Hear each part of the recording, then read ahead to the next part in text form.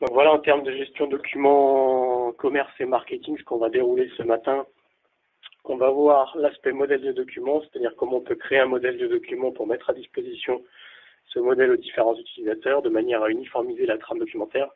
Ensuite, on verra comment on peut créer des documents commerciaux, marketing, quels sont les moyens qu'on a à disposition pour créer de la documentation et la partager.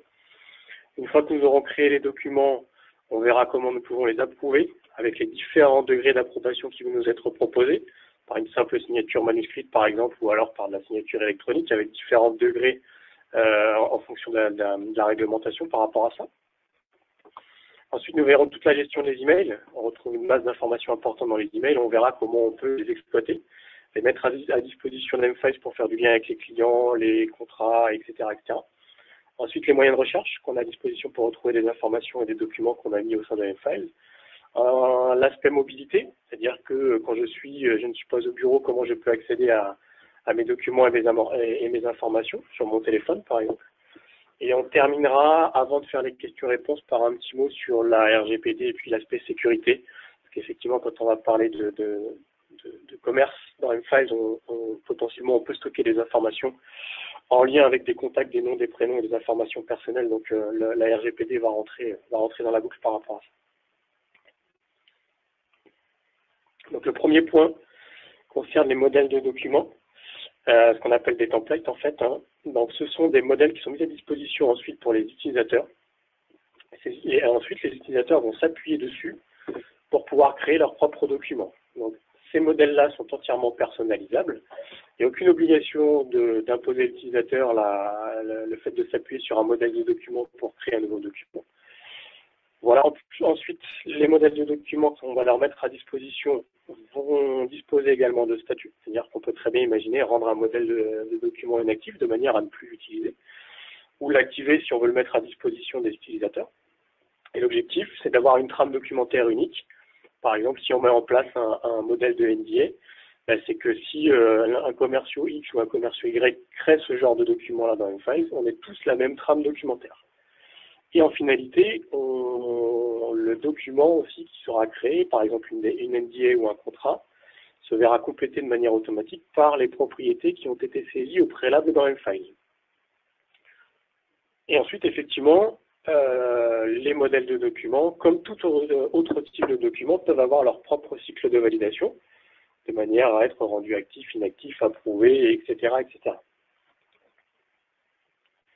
Donc, c'est ce qu'on va dérouler maintenant.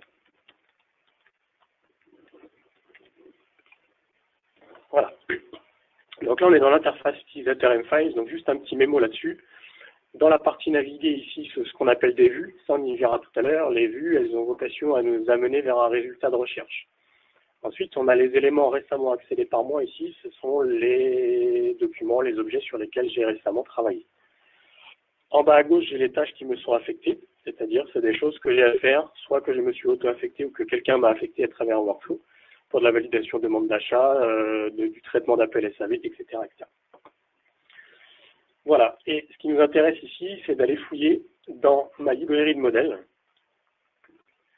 Donc dans M-Files, on va avoir plusieurs modèles à disposition. Je peux par exemple avoir mes templates commerciaux ou d'autres types de modèles. On peut imaginer avoir des modèles marketing dans le même esprit. Donc là, par exemple, ici, je visualise que j'ai deux modèles à disposition, un modèle de contrat en version 1 et puis un modèle de NDA. Le modèle de contrat est inactif et la NDA est actif. Voilà, avec chacun sa propre version. Donc ce qu'on va pouvoir faire, c'est ouvrir le modèle dans l'environnement Word, par exemple, puisque c'est un modèle au format Word.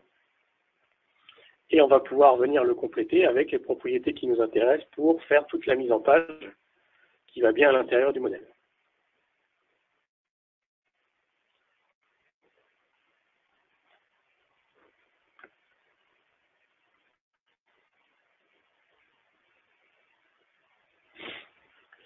Donc voilà ce qu'on retrouve lorsque le document s'ouvre. On est dans un environnement Word classique. Tous les champs ici qui sont mis en surbrillance gris un petit peu plus foncé sont des champs qui vont être complétés automatiquement lorsque l'utilisateur va venir créer un nouveau contrat sur la base de ce modèle-là. Donc on peut par exemple ici, je sais pas, au niveau de l'identification du client par exemple, venir ajouter une propriété de manière à ce que lorsque l'utilisateur vienne créer un nouveau modèle de contrat, mais la propriété ici vienne s'appliquer directement à l'intérieur du modèle. Donc on va venir ici, dans la barre d'intégration Office en lien avec M-Files, ici, on va venir insérer une nouvelle propriété. Et là, je vais pouvoir faire mon marché dans les propriétés qui m'intéressent et que je veux appliquer dans mon modèle. Donc imaginons par exemple dans M-Files, on gère nos articles, nos produits, de ce qu'on va vendre ensuite à nos clients. Et on veut, dans le modèle de contrat, affecter quelque part le code article, le code complémentaire, le libellé par exemple, ou toute autre propriété de ce style-là. Donc on peut affecter ici l'article si on le souhaite. Voilà. Donc là, c'est une propriété, ici, que je viens disposer à l'intérieur de mon modèle de document. Donc là, je suis administrateur pour pouvoir faire ce genre de choses-là. Et effectivement, à partir de ce moment-là, lorsque l'utilisateur va créer un nouveau contrat, il va indiquer l'article pour lequel il est en train de réaliser un contrat, et le code article, le libellé, etc. Enfin, du moins, la propriété qu'on aime mettre ici va venir se compléter automatiquement. Donc après, on peut imaginer récupérer toutes sortes de propriétés en fonction des besoins et de la mise en page qu'on souhaite réaliser. Donc on va considérer ici maintenant le travail terminé.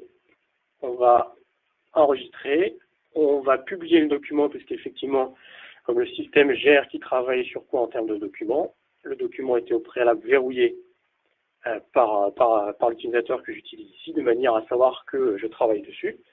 Et maintenant, je l'ai publié pour le remettre au coffret. Voilà. Donc là, ce qui est intéressant, c'est que maintenant, le modèle est inactif et je peux considérer que j'ai terminé le travail de mise en page de ce modèle-là. Et je vais maintenant l'activer de manière à le rendre disponible aux utilisateurs pour qu'ils puissent s'appuyer dessus pour pouvoir créer leur propre document par rapport à ça. Donc comment ça se passe? Simplement, ici au travers d'un workflow, j'ai la possibilité d'activer le modèle. Donc on va simplement activer le modèle ici par le bouton qui est dispo. On peut mettre un commentaire si on veut ou pas, il n'y a pas de souci par rapport à ça. Et je fais OK. Voilà. À partir de ce moment-là, le modèle va être activé, sauf qu'on va demander à quelqu'un dans le processus de valider ce modèle-là. On a un schéma qui fait que si je crée un modèle, j'ai quelqu'un qui vient le valider derrière. On n'est pas obligé d'aller jusque-là et de passer par une étape d'approbation des modèles de documents, mais ça peut être envisagé. Donc là, j'ai quelque chose à faire. Le modèle de contrat est dans un statut activer le modèle. Et maintenant, je vais pouvoir le rendre actif ou le rendre inactif, puisqu'effectivement, c'est moi qui me suis auto-affecté dans le paramétrage du workflow pour valider ce modèle-là, histoire de ne pas avoir à se déconnecter et se reconnecter avec un autre utilisateur. Donc ici, je peux rendre mon modèle inactif, mettre un commentaire si je veux. Et à partir de ce moment-là, mon modèle de contrat en version 1 est actif et disponible pour les utilisateurs qui ont le droit d'utiliser, qui ont le droit de créer des contrats dans M-Files. Donc ce modèle de document-là, effectivement, il a un historique, de manière à voir les étapes par lesquelles il est passé. Donc pour l'instant, on a des versions 21, 22, 23, 24. Donc il y a eu un certain nombre de modifications sur ce document-là. La version 21 et 22 étaient inactifs. On voit que le modèle a été passé en demande d'activation ici et que maintenant le modèle est actif. Donc au même titre qu'un document classique, les modèles de documents qu'on va utiliser, commerce ou marketing, peuvent avoir leur propre historique et on peut demander à des approbateurs de valider les modèles de documents que nous sommes en train de rédiger de manière à s'assurer qu'ils sont conformes à la charte graphique de l'entreprise.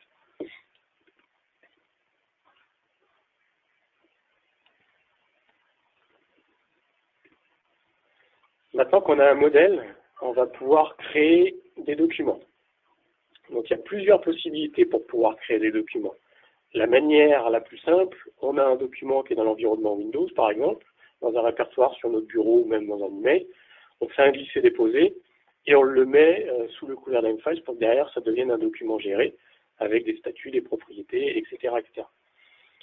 On peut, à partir d'M-Files, créer un nouveau document en s'appuyant sur le modèle qu'on vient de créer précédemment, par exemple. On peut aussi partir d'un document entièrement vierge et à partir de la barre d'intégration Office, comme on l'a vu tout à l'heure dans le modèle Word, créer un nouveau document à partir de là. Donc c'est ce qu'on va faire à partir de maintenant. Et vous allez voir que quand on va créer un nouveau document, on va devoir compléter un certain nombre de propriétés sur ce document-là. Et il faut imaginer et bien avoir à l'esprit que toutes ces propriétés-là sont entièrement personnalisables Et on peut même imaginer ce qu'on va faire tout à l'heure. On va associer un contrat à un client, par exemple, et on peut imaginer que les clients qui sont mis à disposition dans M-File arrivent d'une base externe, tel qu'un CRM ou tel qu'un ERP, par exemple. Voilà, donc c'est ce qu'on va faire maintenant. Donc on peut imaginer, ici, si je reviens dans mon accueil, là, par exemple,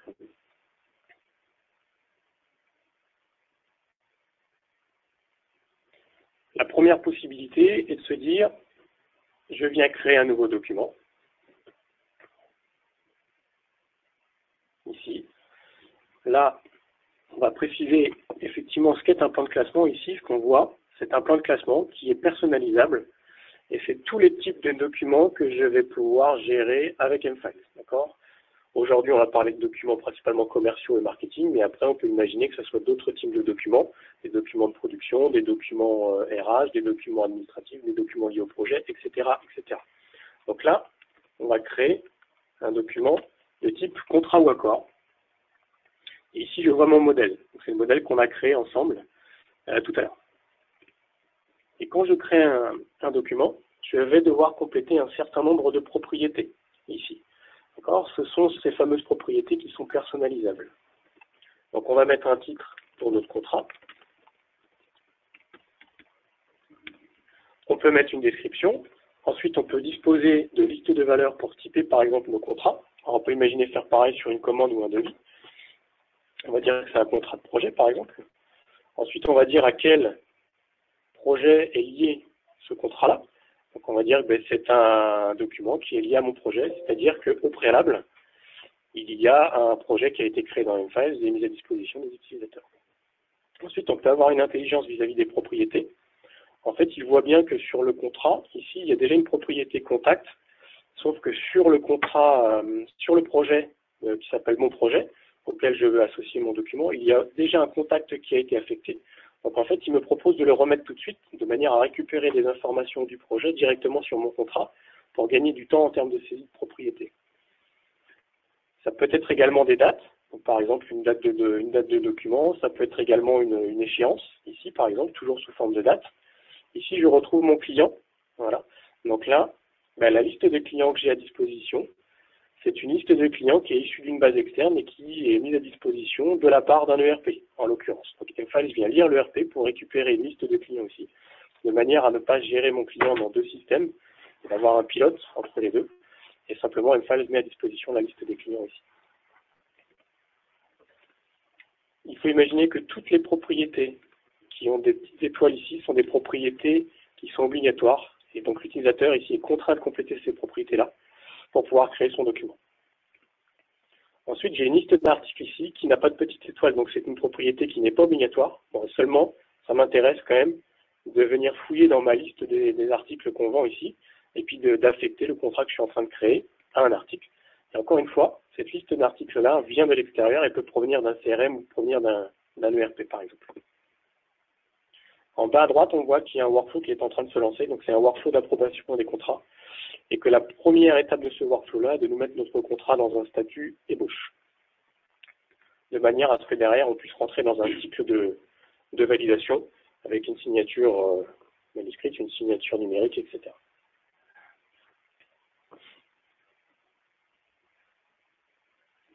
Donc là, le document s'ouvre et comme on le disait tout à l'heure, en fait, il va être automatiquement complété par les propriétés qu'on vient de saisir. Et au-delà de ça, on est même en mesure d'aller récupérer des propriétés du projet, par exemple, puisqu'on a affecté notre document à un projet. Donc voilà, toutes les propriétés qui sont en gris ici, qui étaient mises à disposition dans notre modèle de document tout à l'heure, sont complétées par les informations que l'utilisateur a indiquées lorsqu'il a créé son contrat. Donc là, on retrouve effectivement l'identification du code article du produit qu'on est en train de proposer à la vente ici, qui n'était pas présent au préalable et qu'on est venu rajouter dans notre contrat. Après, il y a une identification aussi automatique des choses lorsqu'on crée des objets ou des documents dans M-File. On peut mettre en place une codification automatique. C'est ce qu'on voit ici à travers le numéro de contrat, par exemple, de manière à ce que l'utilisateur n'ait pas à se soucier du numéro de contrat qu'il est en train de créer. C'est le système qui gère cette partie-là. Après, à partir de là, on est dans un environnement Word classique. Donc on peut On peut taper ce qu'on a à taper pour venir compléter notre document si on le souhaite. On va considérer le travail terminé. On va remettre le document au coffre ici. Ensuite, une autre manière de faire de l'affectation de documents dans M-Files. Ici, par exemple, on peut imaginer qu'on a un document qui est dans un environnement Windows. Simplement, on peut le prendre, on le glisse, on le dépose, on le lâche n'importe où dans l'interface M-Files. Et après, on va devoir décrire ce document comme on l'a fait pour le contrat. Donc, d'un point de vue marketing, on va retrouver aussi un certain type de document. Donc là, en l'occurrence, on a un type de document brochure ou publicité qui nous est proposé. Donc on va indiquer que ce document-là, c'est un document de type brochure ou publicité.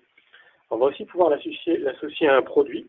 C'est-à-dire que voilà, nous, on vend un certain nombre de produits ici, ou des articles, c'est la même chose, et on va associer ce document-là à un produit, par exemple, pour faciliter les recherches derrière. Quelle est la version du document, je dois le décrire, etc., etc. Je peux mettre des mots-clés aussi si je souhaite faciliter la recherche. Et je crée. Voilà. Et à partir de ce moment-là, le document devient disponible en fonction des droits d'accès de chacun pour pouvoir le retrouver et l'exploiter.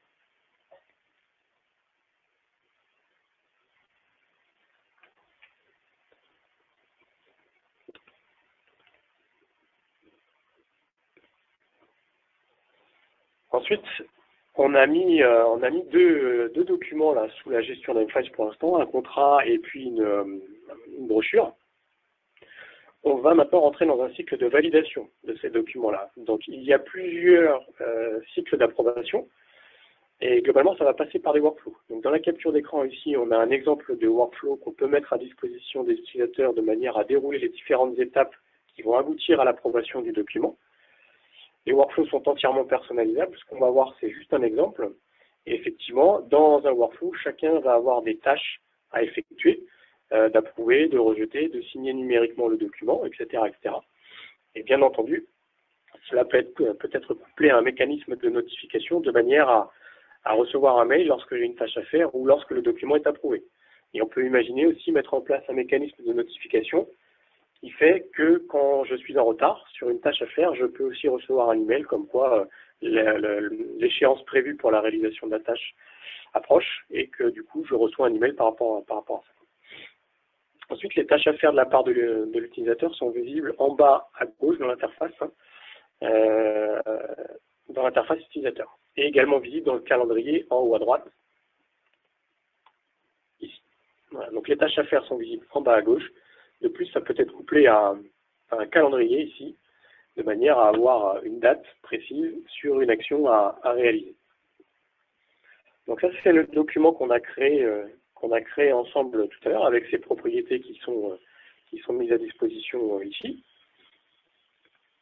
J'ai également bien entendu l'aperçu à disposition dans M-Files pour pouvoir visualiser le document sans avoir à l'ouvrir. Qui peut permettre d'aller valider un document sans avoir à ouvrir le Word, le Excel ou le PDF par exemple. Donc maintenant, par rapport à ça, ce que le workflow nous indiquait, c'est que j'ai deux possibilités. Soit de mettre le document en attente d'approbation pour demander à quelqu'un de valider ce document-là avec une signature électronique, ou alors de mettre le document en attente d'approbation de manière à demander à quelqu'un de le valider, mais sans signature électronique. Donc on va faire la partie la plus complexe, entre guillemets, on va dérouler le workflow avec une signature électronique. Donc simplement ici, je vais dérouler mon workflow. Donc je vais faire avancer du statut ébauche au statut en attente d'approbation avec signature électronique. Et on peut mettre des commentaires, encore une fois, ici. Donc là maintenant, si je regarde non plus l'aperçu de mon document, mais ses propriétés, on voit ici qu'il y a une échéance en bas à droite qui vient d'être auto-affectée sur les propriétés du document pour le 25 mars et qu'il y a deux personnes qui sont responsables de l'approbation de ce document-là, Alex et Thomas ici en l'occurrence, et que le statut en bas a avancé d'ébauche en attente d'approbation avec ES. ES, c'est la signature électronique en fait. Donc à partir de ce moment-là, dans mes tâches, ici, je vois que j'ai le contrat qui est à disposition puisque j'ai quelque chose qui est affecté et que je dois approuver ce document-là. Donc, en parallèle, bien entendu, je peux recevoir une notification par rapport à ça. Donc, maintenant, charge à moi d'aller soit rejeter, soit signer numériquement le document, puisque c'est le chemin qui a été emprunté par le workflow demandant une signature électronique sur le document. Donc, on peut mettre des commentaires. Je vais dire OK, ce document-là, il est OK pour moi. Je vais l'approuver. Effectivement, comme le document et le workflow nécessitaient une signature électronique, ici, je vais devoir m'authentifier avec mon compte. Je remets mon mot de passe de manière à faire une signature électronique et tracer ça dans le système de mon document. Ensuite, mFiles vient convertir le Word en PDF de manière à avoir et le Word, qui est le fichier source à disposition, et le PDF, pour pouvoir ensuite diffuser à l'extérieur le PDF sécurisé, signé numériquement, à mon partenaire, mon client, etc. Voilà. Donc maintenant, si je regarde, on va le mettre en favori. Si je regarde mon contrat, qui est ici, à l'intérieur, maintenant, j'ai un Word. Donc, il prend bien le statut signé numériquement ici. J'ai un Word et le PDF. Et en bas à droite, on a l'empreinte de signature électronique du document, avec le passage du statut en attente d'approbation à signer numériquement, la personne qui l'a fait, la date à laquelle ça a été fait, et l'heure avec la seconde précise à laquelle ça a été fait.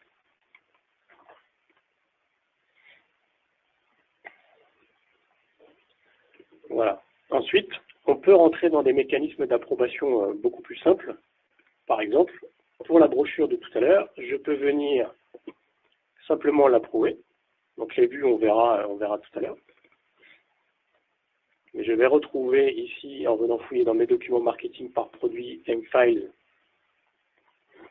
la brochure ici qu'on a mise à disposition tout à l'heure. Pour l'instant, elle n'a pas de statut, donc on peut imaginer que comme elle n'a pas de statut, elle est visible par personne pour l'instant, par exemple. Mais on peut lancer un workflow de validation simple, de manière à simplement approuver le document, sans demander à une tierce personne de mettre son approbation. À partir de ce moment-là, le document, la brochure ici, devient approuvé et les droits d'accès vont s'élargir. Et on peut imaginer que les équipes commerciales, à partir de ce moment-là, disposent de ce document-là puisqu'il a été approuvé par le marketing.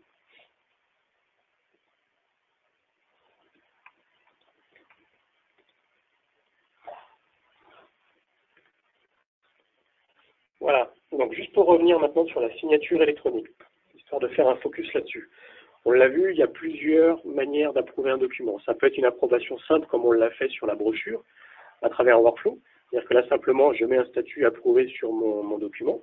Ça, juridiquement, c'est non contraignant. Par contre, ça peut aider à la normalisation derrière de l'entreprise, de manière à disposer de statuts sur les différents documents. Ça peut aussi ouvrir les droits d'accès. J'ai ma brochure qui n'a pas de statut, on lui applique un statut approuvé. À partir de ce moment-là, les accès à ce document vont s'ouvrir en fonction des différents publics. Ensuite, la signature électronique, ce qu'on a déroulé ensemble sur le contrat. Là, on est sur quelque chose qui est conforme à la réglementation, c'est-à-dire qu'on va respecter les règles d'horodatage, etc. Ensuite, on peut avoir une signature manuscrite. Donc ça, on le verra tout à l'heure. On peut imaginer signer quelque chose sur son téléphone ou sa tablette, par exemple. Voilà. Ensuite, il faut également bien souligner qu'on peut être, mFiles dispose d'une intégration à DocuSign, de manière à toujours dans l'aspect signature électronique, de se mettre en lien avec DocuSign pour signer numériquement les documents. Et puis, comme on l'a vu ensemble tout à l'heure, tout l'historique d'approbation à travers l'empreinte de signature électronique est disponible sur les propriétés du document. Et webinaire le 7 juin pour cette partie-là. Voilà, effectivement, comme Vincent le souligne, on en reparlera plus précisément le 7 juin.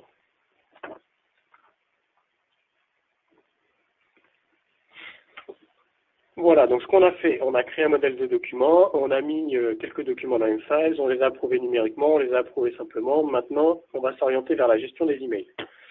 On a tous un certain nombre d'informations importantes dans nos emails. Seulement, c'est des vrais trous noirs aujourd'hui, c'est très peu collaboratif, on a du mal à partager, on a des tonnes de pièces jointes et on utilise tous nos messageries avec les moyens de recherche qui sont à disposition à l'intérieur pour pouvoir venir faire de la recherche. Demain, il faut imaginer qu'avec mFiles, à travers l'intégration mFiles et Outlook, on peut facilement partager les emails et les mettre en lien avec un client, un contrat, un projet, etc., un devis, une brochure et ainsi de suite, quoi. Donc il y a plusieurs possibilités par rapport à ça. Il y a effectivement la barre d'intégration dans Outlook, comme dans le Word de tout à l'heure, qui va permettre de mettre un mail avec ses pièces jointes à disposition d'Mfile pour entrer dans un aspect plus collaboratif. On peut aussi faire du glisser-déposer d'un email dans le coffre, comme on l'a fait tout à l'heure avec le document Word. Ensuite, on peut aussi faire un glisser-déposer d'un mail dans un répertoire Mfiles qui est mis à disposition dans Outlook, ça on le verra tout à l'heure. Outlook va gérer une catégorie Mfiles de manière à identifier les emails qui sont mis à disposition d'Mfiles, ils sont toujours disponibles dans la messagerie, et il va gérer une catégorie Mfiles dans Outlook. Et on va voir aussi qu'il y a une intelligence vis-à-vis des propriétés. Mfiles est capable de récupérer les propriétés d'un email, en fait, de manière à mâcher le travail de l'utilisateur, qui n'est plus qu'à compléter les informations qu'il souhaite, ou alors directement sauvegarder son email dans Mfiles et le mettre en lien avec son client, son contrat, par exemple. Donc si on vient dans la messagerie, ici, voilà. Ici, on a une boîte de réception, on a 2 emails, par exemple. Le premier email qu'on voit, c'est un email de notification sur lequel j'ai reçu parce que j'ai une tâche à faire. Tous les liens bleus permettent d'ouvrir le document. Donc, je vois que j'ai un contrat qui était lié à un approbateur, qui était lié à un article, qui était lié à un client, et que je dois valider ce contrat-là avant le 23. Donc ça, c'est typiquement un email de notification que je reçois quand j'ai quelque chose à faire à l'intérieur d'un workflow. La catégorie Mfiles, on la voit ici, qui veut dire que l'email qui est ici est déjà connu de Mfiles, en fait. Donc ce qu'on peut faire, plusieurs possibilités. Vous avez la barre d'intégration ici qui permet d'aller enregistrer l'email en question dans Mfiles directement. Sinon, l'autre possibilité, dans Outlook, vous avez un accès direct à vos coffres, ici. Donc effectivement, au sein de l'entreprise, on peut avoir plusieurs coffres. On peut imaginer avoir un coffre RH pour les données liées aux utilisateurs, aux employés de l'entreprise. Mais après, on peut avoir un coffre commerce et marketing, etc. Je prends mon mail, je le glisse, je le dépose sur le coffre qui m'intéresse. Alors effectivement, le mail est déjà connu en fait de Mfiles ici, mais c'est pas très grave, on va faire confirmer. Et là, à partir de ce moment-là, j'ai la boîte de dialogue Mfiles qui s'ouvre. Il a détecté, grâce à mon nom, ici, puisque j'ai une personne qui a émis l'email ici, donc il a détecté le contact. Je suis affecté à un client dans la base, donc il a retrouvé le client auquel le contact était affecté, l'adresse mail, l'importance de l'email, le nom du titre qui correspond à l'objet, et effectivement ce client-là est affecté s'il y a un projet dans la base, donc il me propose d'affecter le projet directement également. Ça permet d'avoir une intelligence vis-à-vis des métadonnées qui sont dans un email, de les récupérer pour éviter à l'utilisateur de saisir des choses. Après, il a entièrement la possibilité de continuer à saisir ce qu'il a à saisir s'il le souhaite dans sa description de son email. Donc là, c'est pour l'email, mais c'est vrai pour la pièce jointe. Il y a plusieurs possibilités par rapport à ça. C'est soit l'email, soit la pièce jointe, soit l'email et la pièce jointe. Et je fais créer. Et à partir de ce moment-là, si je reviens dans Mfiles, en fait, j'ai maintenant non plus 26, mais 27 documents. Et en fait, j'ai l'email qui est ici. Donc l'email était déjà connu, c'est pour ça que je l'ai remis pas, c'est pas très grave.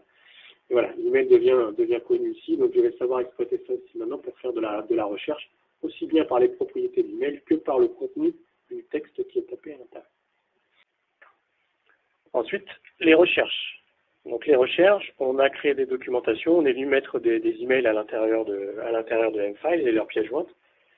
Maintenant, on va avoir plusieurs moyens de venir faire de la recherche ici. Un des premiers moyens, c'est d'utiliser les vues qui vont donner un résultat de recherche filtré, donc précis. Et il faut avoir à l'esprit que toutes ces vues-là sont personnalisables. C'est-à-dire qu'on peut avoir une vue qui nous donne tout de suite nos contrats en ébauche, qui nous donne par contre les vues des contrats que de ce client-là, etc., etc. On peut faire des recherches par mots-clés. Et dans ce cas-là, on vient indexer et les propriétés et le contenu du document. C'est-à-dire les mots qui sont tapés à l'intérieur du document Word aussi peuvent être utilisés pour pouvoir faire de la recherche. Ensuite, on peut rechercher par rapport aux propriétés également. Donc, toutes les propriétés que l'utilisateur a saisies sont disponibles pour pouvoir faire de la recherche. Et le résultat qui vous est donné est prédisposé avec un score, c'est-à-dire que Mfiles calcule un score. Le document ou l'objet qui dispose du score le plus élevé est pour lui le plus pertinent en termes de la recherche que vous avez effectuée, par rapport au nombre de fois où il a retrouvé le document, le mot-clé que vous avez tapé dans les propriétés, à l'intérieur du document, dans le nom du document, etc., etc. Donc, ici, Si je veux aller fouiller, j'ai un certain nombre de vues à disposition. Donc par exemple, je peux aller voir mes contrats commerciaux. Ici, je veux voir mes contrats approuvés, mes contrats en cours de validation ou mes contrats en rédaction. Je veux voir mes contrats approuvés. Voilà. Et de base, j'ai tout de suite mes contrats. Ici, le statut dans lequel chacun de ces contrats sont, les échéances, les clients auxquels ils sont affectés, etc., etc. Ensuite, si on parle de marketing, je peux aller voir mes documents marketing. Je vais aller voir mes documents marketing par type de document ou par produit. Je vais aller voir mes documents marketing par produit, par exemple. Je vais aller voir mes documents marketing par produit et le produit, en l'occurrence, c'est une file ici. Et de base, j'ai les documents marketing, brochures, publicités, autres, communication, communiqué de presse, success story, enfin tout ce qu'on peut imaginer, ici à disposition, en lien avec le produit qu'on a sélectionné dans la vue. Et les étapes de workflow, donc le statut dans lesquels sont chacun de ces documents. Un autre moyen de faire de la recherche, c'est d'utiliser les mots-clés. Donc je peux utiliser la barre de recherche en haut, taper des mots-clés. Donc par exemple, je peux taper contrat. Le système vient fouiller à l'intérieur des propriétés des documents, mais également à l'intérieur du texte tapé dans les documents. Il me sort un résultat de recherche ici par rapport aux mots-clés que j'ai tapés. Donc là-dedans, il y a de tout. Il y a du contrat ou d'accord, il y a du document SAV, il y a de la commande, il y a de la proposition, etc., etc., en lien avec des clients. Ensuite, on peut continuer à taper des mots-clés de manière à filtrer le résultat de recherche. Par exemple, si je tape contrat TF1, voilà, tout à l'heure, j'avais un résultat de recherche qui était concernant, peut-être 30 ou 40 documents. Maintenant, j'en ai plus qu'un qui concerne les mots-clés que j'ai tapés. Ça, c'est ce qu'on appelle une recherche par mots-clés. Ensuite, une autre possibilité de venir faire de la recherche, c'est d'utiliser les propriétés. Donc on peut se dire, je viens rechercher par type de document et je vais voir tous mes contrats ou accords, par exemple. Voilà. Dans ces cas-là, le système ici apporte un résultat de recherche et j'ai tous mes contrats ou accords, quel que soit le statut dans lequel ils sont, quels que soient les clients, qui sont mis à disposition ici. Ensuite, je peux venir compléter et dire, je veux voir mes contrats ou accords, mais dont l'échéance du contrat, par exemple, est après le 20 mars. Voilà. Et au lieu d'avoir tout à l'heure une dizaine ou une vingtaine de contrats, maintenant j'en ai plus que 3 qui vont arriver à échéance à partir du 20 mars. Et je vais pouvoir exploiter ce résultat de recherche-là pour pouvoir faire mes relances, mon suivi, etc., etc. En ce qui concerne le marketing, c'est la même chose. On va pouvoir faire de la recherche par type. Donc, je vais rechercher mes documents marketing de type, par exemple, brochure ou publicité. Voilà.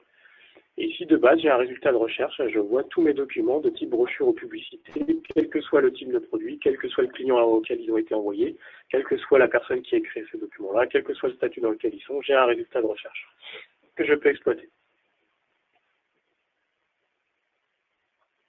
Un autre moyen de faire de la recherche, tout à l'heure, on a créé un contrat qu'on a affecté à un projet. Sur le projet, il y avait un client, etc. Un autre moyen de faire de la recherche, c'est par exemple de partir du client, puisqu'on a dit que nos clients nous arrivaient de notre ERP ou de notre CRM. C'est de partir du client, ici, d'aller voir que ce client-là, il a un certain nombre d'éléments qui lui sont liés, des informations SAV, des projets, etc. Mais au-delà de ça, il a 26 documents qui lui sont liés. Donc c'est un autre moyen de faire de la recherche, partir d'un client, d'un contact, d'un projet, etc. et d'aller voir les liens qui sont mis à disposition sur cet objet-là et d'aller voir ce qui se passe dessous. Donc là, je vois ces contrats, les états dans lesquels ils sont, ces commandes qui peuvent être également récupérées de l'ERP, par exemple, ces non-conformités, ces factures, ces emails et ainsi de suite. Voilà. Donc c'est un autre moyen de faire de la recherche, de partir d'un élément et d'aller dérouler les cas d'emploi pour voir ce qui se passe dessous.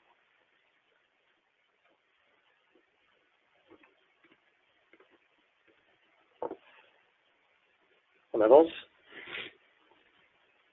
La mobilité maintenant. Donc, on disait en préambule que M-Files est disponible sur plusieurs supports. Un des supports mis à disposition pour les utilisateurs, c'est les smartphones et les tablettes. Donc on peut imaginer utiliser M-Files en mode connecté ou déconnecté si on n'a pas de réseau, on appelle le mode hors ligne, pour pouvoir travailler sur sur ces documents lorsqu'on est dans le train ou dans l'avion, par exemple, et qu'on n'a pas de réseau. Bon, l'intérêt pour l'utilisateur, c'est qu'il peut accéder à ces documents, peu importe où ils se situent, et que d'un point de vue commercial, quand on est chez un client, c'est bien d'avoir tout de suite accès à ces documents sans avoir à aller ouvrir son PC. Simplement, vous prenez le téléphone, vous allez retrouver votre client et on voit ce qui se passe sur ce client-là. Donc, ça, c'est mon téléphone. Donc, alors, on va retrouver dans les grandes lignes les fonctionnalités qu'on a vues sur le client tout à l'heure. Sur pas le client, pardon, mais l'interface utilisateur. Donc, c'est une appli qu'on télécharge sur le store. On n'est pas sur un site web, mais bel et bien sur une application. Là, je tombe sur mon accueil et j'ai plusieurs choses à disposition. Je peux voir les tâches qui me sont affectées, ici. Je peux aller voir mes documents favoris de manière à les avoir à disposition tout de suite. Je peux voir mes documents en ligne, ici. Donc, c'est les documents sur lesquels je vais pouvoir travailler lorsque je n'ai pas de réseau. Je peux aller, comme on l'a fait tout à l'heure, fouiller dans mes vues, par exemple. Donc, dire je viens naviguer. Je veux voir mes documents par catégorie. Je veux voir mes documents administratifs. Je veux voir mes feuilles de présence, ici. Je veux aller voir les feuilles de présence du client Feelings. Et je vois qu'il y a une feuille de présence qui s'appelle Formation administrateur. J'ai le Word, le PDF ici, avec les propriétés qui sont mises à disposition en bas. Je peux également aller voir si ce document-là a des liens. Il est lié à un site, il est lié à un projet, il est lié à un client, etc., etc. On va revenir sur notre accueil. On peut créer, bien entendu. Je peux créer des clients, des documents, comme on l'a fait tout à l'heure. Donc, par exemple, on peut imaginer créer un client, et ici, même chose. Tout ce qui a des petites étoiles, je vais devoir le compléter. J'ai accès à mes listes de valeurs, ici, si je veux cliquer. Voilà, est-ce que c'est un client qui est lié au secteur industrie, médical, militaire, robot, etc. Comme on l'a fait tout à l'heure, l'utilisateur va devoir compléter ses listes de valeurs, saisir du texte, des dates, etc., etc.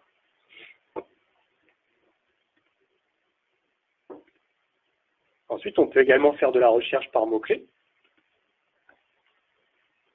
Donc là, j'ai les résultats de mes dernières recherches tapées. Voilà, donc j'ai tapé simplement formation. Ici, je retrouve les documents qui sont en lien avec le mot-clé que j'ai tapé. Et je retrouve la feuille de présence de tout cela. Donc là, je peux tout à fait imaginer ouvrir le PDF. Et on disait tout à l'heure qu'il y avait plusieurs niveaux d'approbation. Sur le téléphone ou la tablette, on peut faire une signature manuscrite à l'aide de son téléphone, qui revient globalement à signer sur le papier, sauf que là, on est entièrement numérisé, il n'y a plus le papier. Donc, je peux ajouter ma signature. Je vais indiquer là où je veux signer. Soit j'ai une signature par défaut, soit j'utilise une nouvelle signature. Ensuite, vous venez signer le document, vous l'ajoutez. Voilà. Et à partir de ce moment-là, sur le document, vous avez votre signature qui vient d'être disposée. Et après, on peut imaginer envoyer ce document-là au client ou au partenaire, ou du moins le diffuser à l'extérieur de l'entreprise. Donc, c'est un autre moyen de faire de l'approbation de documents, voilà, de manière manuscrite.